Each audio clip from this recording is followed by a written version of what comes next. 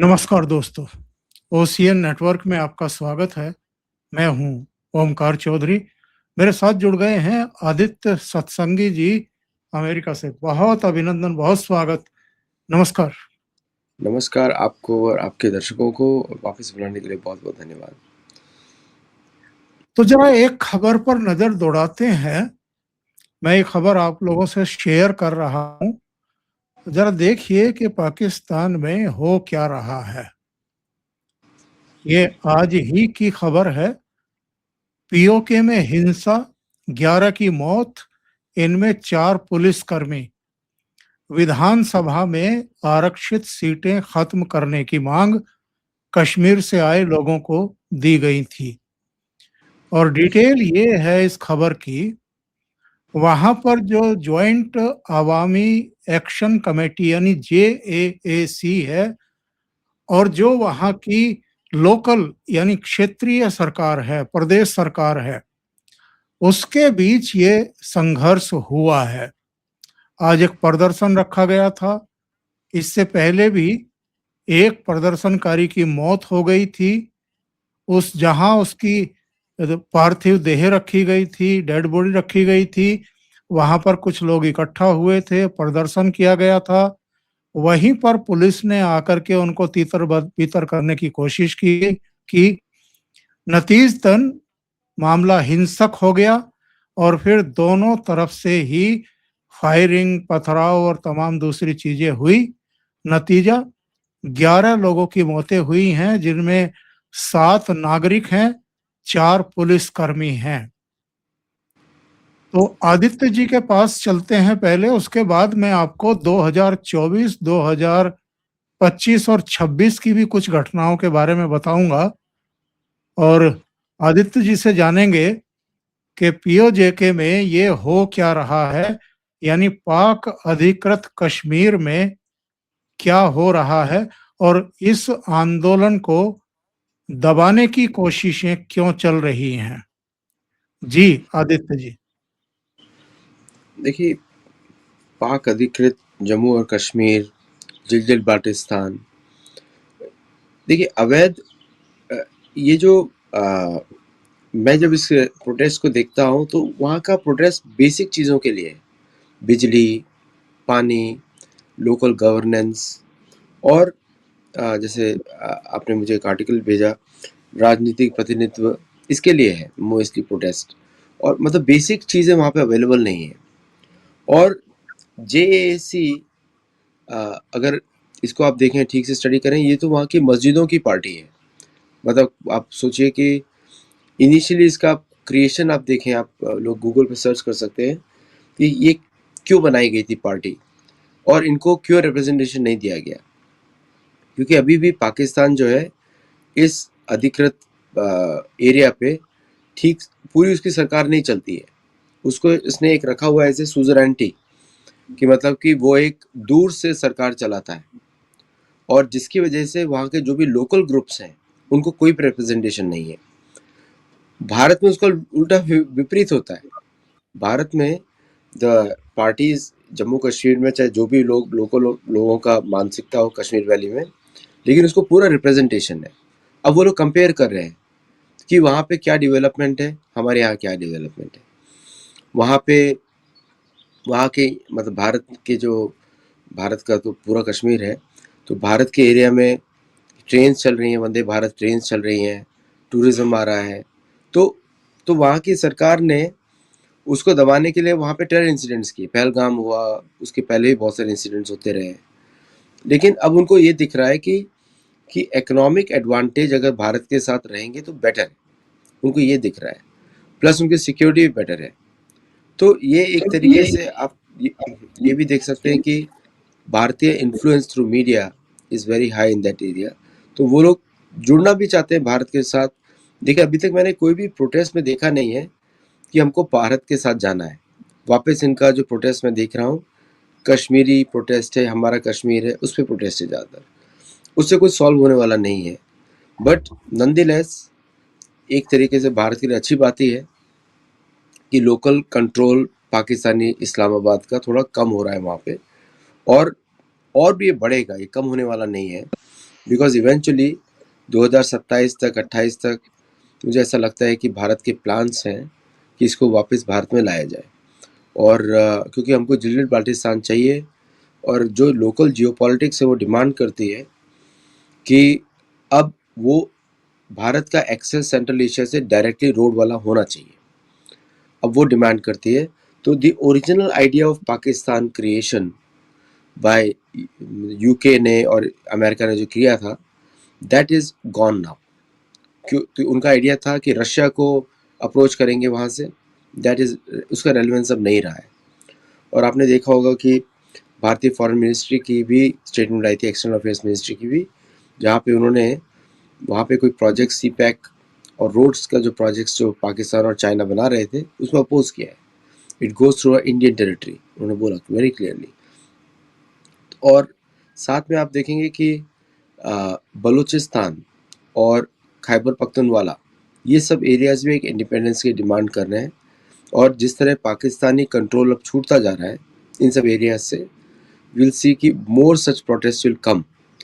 और पुलिस की गोलीबारी, अब लोग मीडिया में तो रिपोर्ट हुआ था कि 200 लोग मरे हैं, बट आई थिंक जो आपने सर्च किया एआई पे, that is a more realistic figure मेरे हिसाब से।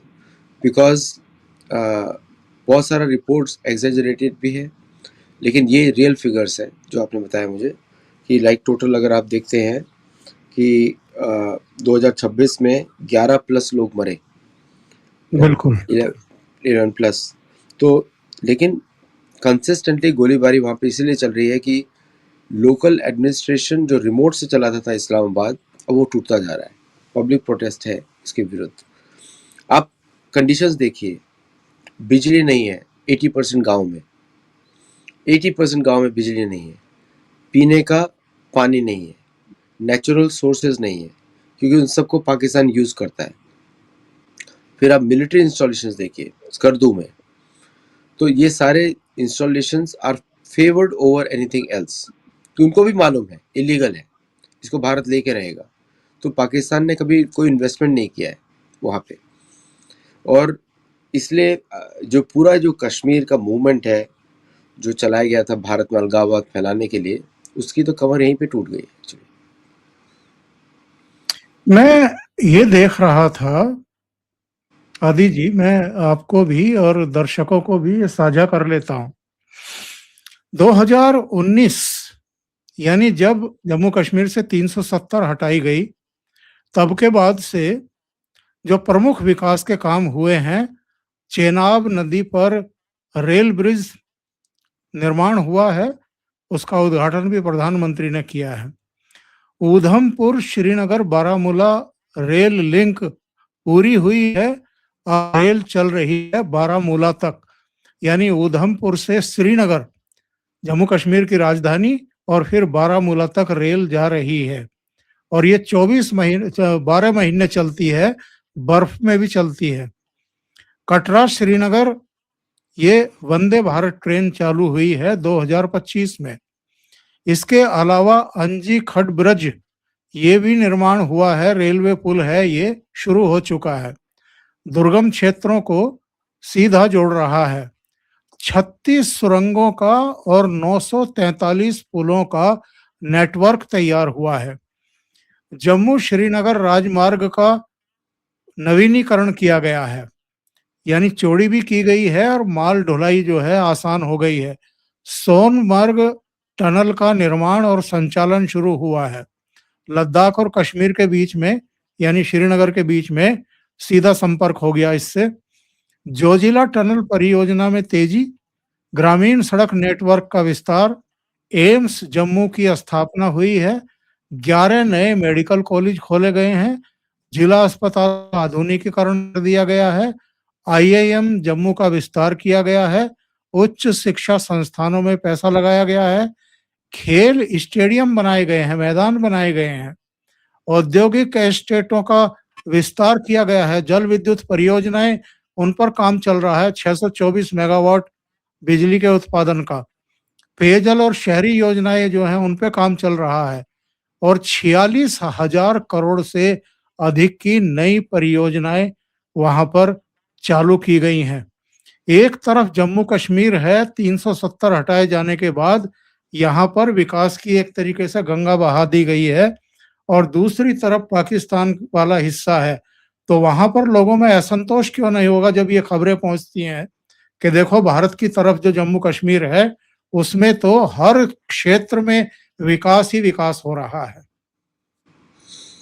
ये सारी खबरें जो पहुंच के लोगों का लगता है कि बहुत कुछ नुकसान हो रहा है, भारत के साथ नहीं जुड़ के बहुत नुकसान हो रहा है। तो एक तरीके से हमारे भी अदृश्य लोग, अदृश्य राज के मेंबर्स हैं, हमारे भी अदृश्य राज चलता है, उसके भी कुछ मेंबर्स हैं जो वहाँ पे काम हो रहा है। आपको मालूम ही है कि नीलम वैली तक हमारे ट्रूप्स का डायरेक्ट एक्सेस है। तो धीरे धीरे अंदर से फूटेगा ये पूरा, और लाइक माइंडेड पीपल हमारे साथ जुड़ेंगे। और एक बात मैं और बोल देना चाहता हूँ कि भारत क्यों उसको टेररिस्ट नेशन डिक्लेयर नहीं करता है, क्योंकि उसके कुछ पार्ट्स अभी भी उसके कब्जे में है, इसलिए नहीं करता है। नहीं तो उसको वो पार्ट्स भी इंक्लूड करने पड़ेंगे, तो मतलब भारत ही भारत के ऊपर टेररिज्म कर रहा है, वो बात हो जाएगा। तो उसके बाद ऐसा नहीं है कि सिर्फ टेररिस्ट नेशन डिक्लेयर कर दिया तो उसके कॉन्सिक्वेंसेज होते हैं, तो वो कॉन्सिक्वेंसेज उस टेरिटरी पे भी लगेंगे, और इसका मतलब तब हो जाएगा कि भारत उसे रिकग्नाइज भी कर रहा है। तो इसलिए नहीं करेगा कभी भारत उसको टेररिस्ट नेशन डिक्लेयर। भारत ये कर सकता है कि पाकिस्तानी आर्मी, पाकिस्तानी इंस्टीट्यूशंस को टेररिस्ट डिक्लेयर कर सकता है। उसमें भी थोड़ा डिप्लोमेटिक प्रॉब्लम हो जाता है, फिर डील किसे करेंगे, क्योंकि उसके अलावा कोई चांस नहीं है। तो ये सब इंसिडेंट्स देखते हुए तो वन थिंग इज़ देयर कि अंदर से फूटेगा। और मेरे हिसाब से ये जो कश्मीरी लोग पीओजेके के हैं, ये लोग I think more will be inclined towards India. और ये जो लोकल कश्मीरी पॉलिटिशियंस हैं जो भारत के विरुद्ध काम करते हैं, महबूबा एंड ऑल दिस पीपल, वो लोगों का वर्चस्व खत्म हो जाएगा भारत के भारत मतलब कश्मीर, जम्मू कश्मीर में।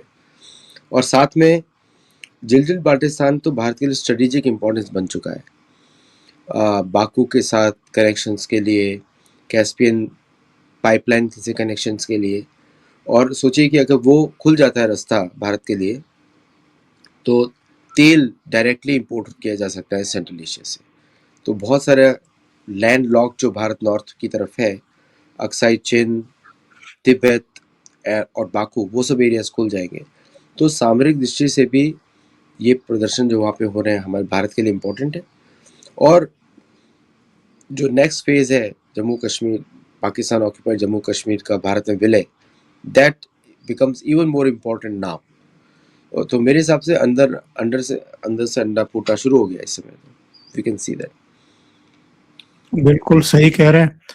और मुझे याद है 2024 में जब वहां फायरिंग हुई थी तो राजनाथ सिंह साहब का एक बयान आया था, 2025 में भी आया था, जिसमें 8 से 10 लोग मारे गए थे, और उन्होंने कहा था कि ये हमारे नागरिक हैं, ये भारत के नागरिक हैं, और इन पर इस तरह का जुल्म ज्यादती बर्दाश्त नहीं की जाएगी। तो ये अपने आप में एक बहुत स्ट्रेटेजिक भी और वैसे भी बहुत महत्वपूर्ण बयान था राजनाथ सिंह का। राजनाथ सिंह बड़े नपे तो बयान देते हैं, उनकी ट्वीट्स के लोगों को बड़ा ध्यान से सुनना चाहिए हर बार। देखिए, भारत का कंसिस्टेंट पॉलिसी है, 94 के रेजोल्यूशन के बाद कंसिस्टेंट फॉरेन पॉलिसी है। किसी भी सरकार ने पाकिस्तान को टेररिस्ट नेशन डिक्लेयर इसीलिए नहीं किया है, उसके खुद के नागरिक उसके अंदर आ जाएंगे, फिर कॉन्सिक्वेंसेज है। ट्रेड एम्बार्गोस, अपनी टेरिटरी पे ट्रेड एम्बार्गो हम कैसे लगाएंगे? तो जो लोग क्वेश्चन करते हैं भारतीय सरकार को, first declare Pakistan terrorist state, तो क्वेश्चन करना बड़ा आसान होता है। अगर उसको डिक्लेयर कर दिया तो हमारे एरियाज भी इंक्लूड है। अब दूसरा इसमें एक और बात है कि अभी आपने देखा होगा कि भारतीय सेना ने अपने नागरिकों पर कभी भी हैवी वेपन्स यूज नहीं किए, इवन नक्सल्स के ऊपर। और पीओजेके में भी आपने देखा होगा बड़ी सिलेक्टिव बम्बार्डमेंट होती है, पॉइंट टू पॉइंट। भारत ने कभी भी सामान्य नागरिकों को टारगेट नहीं किया पीओजेके में, चाहे उनका मानसिकता जो भी हो। उन्होंने मिलिट्री इंस्टॉलेशन पर टारगेट किया है।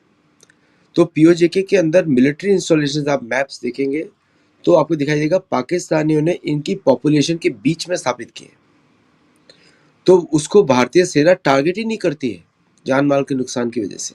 वो उन एरियाज़ को टारगेट करती है जो रिमोट एरियाज़ में हो, जिससे जब ज़्यादा नुकसान ना हो। ये भी वहाँ के नागरिकों को दिख रहा है कि कितना रिस्पॉन्सिबल तरीके से भारतीय सेना एक्ट करती है उनके साथ। स्कर्दू में आपने देखा होगा कि भारतीय प्लेन्स फ्रीली उड़ रहे थे सिंदूर के समय में, फ्रीली। स्कर्दू के ऊपर, स्कर्दू के साइड में, तो एयर डोमिनेंस तो भारत का पूरा कंप्लीट है। आई थिंक अगर ये सिचुएशन आगे बढ़ती है और वहाँ के लोग अपनी इंडिपेंडेंस डिक्लेयर करते हैं और वहाँ के लोग बोलते हैं कि हम भारत के साथ विलय करना चाहते हैं as soon as possible, I think that will be the good call for resolving the problem. जो प्रॉब्लम मेन है कि अधिकृत हमारा भारत का एरिया उन्होंने इलीगली ऑक्यूपाई किया हुआ है। पाकिस्तान का कोई कनेक्शन नहीं है ऑन द ग्राउंड। पाकिस्तान के सिर्फ मिलिट्री बेसिस है, उनको इजीली आइसोलेट किया जा सकता है। उसका जो जो पीपल टू पीपल कनेक्ट भी नहीं है। पाकिस्तान ने अपने सारे पुराने जनरल्स को उधर बिठाया हुआ है, पुराने सेना के लोगों को बसाया हुआ है, डेमोग्राफिक सबवर्जन किया है। बहुत सारे पंजाब प्रोविंस के लोग पाकिस्तान के वहाँ पे रहते हैं, तो वो सब लोगों को यहाँ के लोग फेंक देंगे उखाड़ के बाहर, because they are the eyes and ears of this Islamabad regime.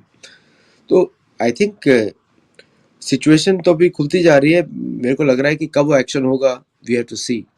अगर जब भी होगा तो जिलजिल बाल्टिस्तान का रास्ता हमको वापस लेना पड़ेगा कंट्रोल में। चाइना के लिए तो बहुत ही आसान काम है। China can deal with India, India is a reliable partner, CPEC उसका सिक्योर हो जाएगा if we recognise, continue to recognise Henry McMahon line. अगर वो नहीं करते, जैसे अरुणाचल प्रदेश ने डी रिकॉग्नाइज कर दिया, वो नहीं मानते, वो बोलते तिब्बत का बॉर्डर मिलता है हमारे साथ। अगर भारत वो ऑफिशियल स्टैंड से लेता है देन तो उसके बाद तो China is no other option to either fight और लीव। वो लड़ेगा तो है नहीं वो। तो अक्साई चीन बिल्कुल। के लिए तो बहुत ही सुंदर लेवरेज भारत के पास है। अच्छा, ये स्ट्रेट ऑफ हॉर्मुज पर आज एक और शिप को निशाना बनाया गया, उसमें आग लगी। 24 नाविकों को इंडियन नेवी ने रेस्क्यू किया है। इसके बाद हमारे विदेश मंत्रालय ने एक एडवाइजरी जारी की है कि ईरान में जितने भी भारतीय हैं वो जल्दी से जल्दी ईरान छोड़ दें।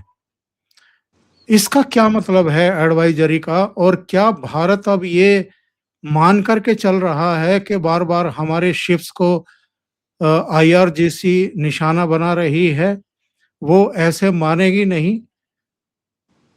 भारत के आपने लिए थोड़ा मुश्किल भी है कोई सैन्य कार्रवाई करना, लेकिन भारत की नेवी इतनी मजबूत है कि वो चाहे तो दांत खट्टे कर सकती है, आईआरजीसी हो या कोई भी हो।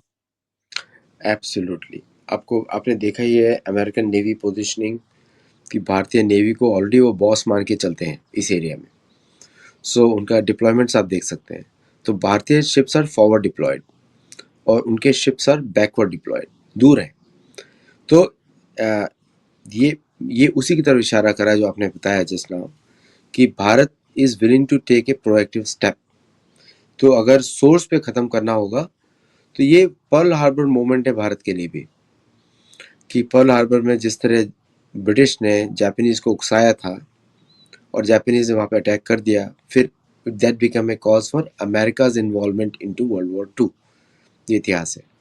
सो ये वही कोशिश की जा रही है किस तरह भारत इन्वॉल्व हो जाए तो अमेरिका को हेल्प हो जाएगी, that one more power is involve locally.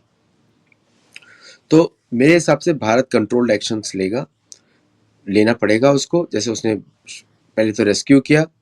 देखिए, rescue mission is as important as offensive mission. दोनों में सेम स्किल्स यूज होती हैं, there is same complexity involve, और कभी कभी rescue missions are more dangerous than even attack missions, क्योंकि वहाँ पे कंट्रोल, अटैक में क्या है कि आपने मिसाइल्स फायर करी, आप चले गए, बट रेस्क्यू मिशन में you have to stay, monitor, और शिप्स आर नॉट इजी, ऐसा लोगों को लगता है।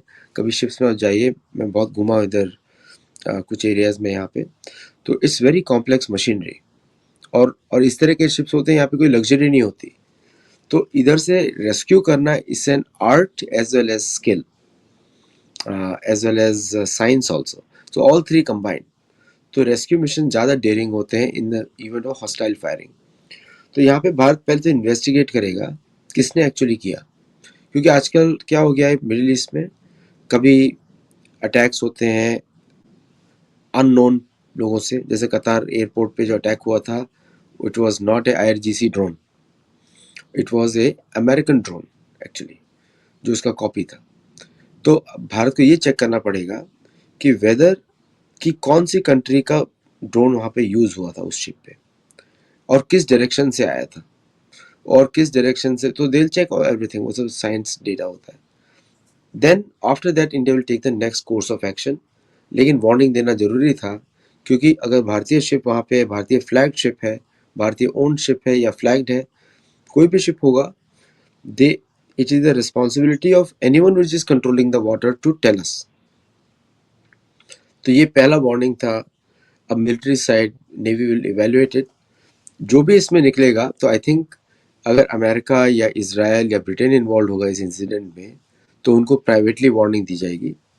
और अगर ईरान इन्वॉल्व होगा तो ऑलरेडी उन्होंने इशू ही कर दिया है, उनको लगा IRGC ने अटैक किया है। तो कोशिश तो बहुत की जाएगी कि भारत थोड़ा सा उकसे, इन्वॉल्व हो। मुझे नहीं लगता भारत इन्वॉल्व होगा लॉन्ग टर्म कॉन्फ्लिक्ट में इस एरिया में, बिकॉज ये उस तरह का है कि उसके रिसोर्सेज खप जाएंगे। क्या पता पाकिस्तानियों ने किया हो, वी नेवर नो। तो ये आउट, जब तक इस रिपोर्ट नहीं बाहर आती है, वी डोंट नो। तो इसलिए पहला स्टेप तो ये था, वार्निंग दे दें, वो कर दिया। Next steps will be after this. और इजराइल तो अमेरिका के काबू से बाहर हो गया है, ना वो लेबनान पर अटैक रोक रहा है, ना ही ईरान पर अटैक रोक रहा है। एक सदर्न लेबनान में फोर्ट है, फोर्ट ड्यूकेसन, और ऐसा है डियरपोर्ट, ऐसा एक फोर्ट है। तो Israel is gaining land in Lebanon. तो गोलन हाइट सिक्योर कर लेंगे वो, और भी सिक्योर कर लेंगे, और लैंड ले लेंगे। तो Israel is very clear what they want. तो इसलिए वो तो नहीं रोकेंगे, क्योंकि उनका मोमेंटम है इस एरिया में। और अमेरिका का कंट्रोल इसराइल पे इसलिए भी नहीं रहेगा, क्योंकि इसराइल का को मालूम है अमेरिकन पॉलिटिक्स में क्या चल रहा है, और पॉलिटिकल डिसीजन है सारे। तो मुझे नहीं लगता कि Israel is going to stop. मेरे हिसाब से ट्रम्प का ही बाहर जाना होगा रादर देन इसराइल स्टॉपिंग। और ईरान ने रिटेलिएट किया, अभी सीजफायर डिक्लेयर किया जस्ट 2 घंटा 3 घंटा पहले। और पहली बार अप्रैल के बाद they attacked on the cities of Israel, और उसमें उन्होंने मिलिट्री इंस्टॉलेशन को टारगेट किया है। इसराइल ने पहली बार, मेरे को लगता है, मैंने शायद पहली बार पढ़ा होगा, उसने प्लेन से बैलिस्टिक मिसाइल्स यूज करी है। So that means they have new set of weapons with their testing. तो अब इसराइल का रीच नेचुरली वहां तक पहुंच गया है जहां पे उसको अमेरिका की जरूरत नहीं है। सो विद दीज डेवलपमेंट्स, मुझे ऐसा लगता है कि जिस तरह लोकलाइज प्रोडक्शन कर रहा है इसराइल, प्लस इंडिया के साथ भी उसका पैक्ट हुआ है $8 बिलियन का, जहाँ पे भारत में भी मैन्युफैक्चरिंग होगी उसके मिसाइल्स की, विच हाँ, इंडिया कैन यूज एंड दोनों इसराइल कैन यूज। तो दोनों मिलकर के यूज भी करेंगे, निर्यात भी करेंगे। तो विद ऑल दैट डेवलपमेंट, मुझे नहीं लगता कि ये युद्ध खत्म होगा until the greater Israel plan is reached। और दोनों के बीच का जो सेपरेशन है, वो अब जिस दिन वो सेपरेशन ऑफिशियल होता है, उस दिन भारत को बहुत फायदा होने वाला है, बहुत ज़्यादा। Because now then after that Indian troops can be forward deployed around Pakistan and also conflict zones, और वो उस एरिया में पीस लेकर आएगा। पीपल शुड नॉट फॉरगेट कि ईरान में भी लार्ज जूइश पॉपुलेशन है, ईरानी Jews are also big numbers. तो तो ये बोलना कि ईरान में ज्यूज नहीं है, वो भी गलत बात है, क्योंकि बहुत सारे ईरानी Jews are also fighting this war. तो इसलिए बहुत सारा चीज़ें आर मैन्युफैक्चर्ड है। ये वेस्टर्न प्रॉब्लम्स है, कौन ऑयल कंट्रोल करेगा, Britain versus USA versus Europe, ये भी इश्यूज चल रहे हैं। इसलिए आप देखेंगे कि आपके दर्शक फॉलो कर सकते हैं भारतीय ऑफिशियल गवर्नमेंट पोजीशंस को भी, वेरी एक्यूरेट। इसलिए चुप है भारत, क्योंकि कॉम्प्लेक्सिटीज बहुत ज़्यादा है। तो इससे जब कॉम्प्लेक्सिटीज बहुत हो, तो it's better to keep peace, शांत रहना जरूरी होता है। Many things they can't disclose also. Red sea का एक इंसिडेंट आप देख लीजिए कि इस बार हुथियों ने यमन में और ईरान दोनों ने एक साथ अटैक किया है, और प्लस उन्होंने रेड सी में अमेरिकन शिप पर भी अटैक किया है विच दे हैव हिडन। बिल्कुल। अमेरिकन सेनेट की रिपोर्ट में there were another attempt at Diego Garcia, another 44 missiles fire की गई थी। तो मार्को रूबियो को, पीट हेक्सेथ को भी क्वेश्चन बहुत किया गया, और यहाँ पे जेरेड कुशनर और स्टीव विटकॉफ को तो आप इग्नोर ही नहीं कर सकते, उनके बिजनेस प्लान्स चल रहे हैं। सो कॉम्प्लेक्सिटी बहुत ज़्यादा है because the business interest are also involve individuals जो क्लोज हैं प्रेसिडेंट ट्रम्प के। आदित्य जी, बहुत बहुत धन्यवाद जुड़ने के लिए, इतना समय निकालने के लिए और बहुत महत्वपूर्ण विषयों पर चर्चा करने के लिए। बहुत बहुत धन्यवाद आपका। और दर्शकों से एक निवेदन है, आपको ये चर्चा अच्छी लगी हो तो लाइक का बटन दबा दें, वीडियो को शेयर करें, चैनल को सब्सक्राइब करें। आदित्य जी का चैनल है सत्तोलॉजी, उसको भी सहयोग करें और सब्सक्राइब करें। बहुत धन्यवाद। धन्यवाद। नमस्कार।